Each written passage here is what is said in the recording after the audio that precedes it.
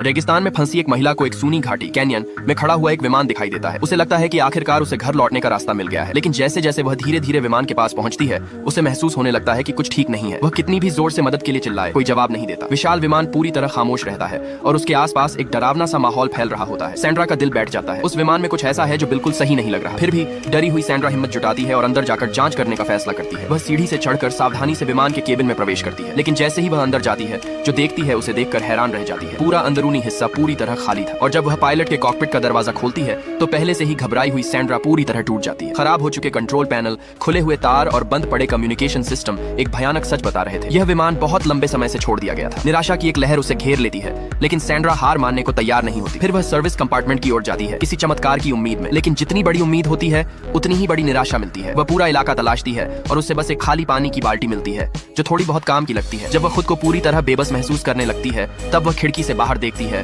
और अचानक उसके दिमाग में एक विचार आता है। वह दौड़कर कार्गो एरिया में जाती है और किसी तरह एक टायर बाहर निकालती है। फिर वह उसमें आग लगा देती है। काला धुआं आसमान में उठने लगता है और उसे उम्मीद होती है कि यह मदद का संकेत बनेगा, लेकिन बचाव का इंतजार करने की बजाय सैंड्रा सीधे नदी की तरफ जाती है और बाल्टी में पानी भर लेती है। उसकी नजरें लगातार दूर क्षितिज पर टिकी रहती हैं, मानो कहीं दूर कुछ बहुत कीमती उसका इंतजार कर रहा हो। अजीब बात यह थी कि वह बेहद प्यास से तड़प रही थी, फिर भी वह जीने के लिए लड़ नहीं रही थी। वह पानी की एक बूंद तक नहीं पीती और जब सैंड्रा आखिरकार अपनी उस रहस्यमय मंजिल पर पहुंचती है तो उसके सामने एक ऐसी सच्चाई आती है जिसे स्वीकार करना बेहद दर्दनाक था।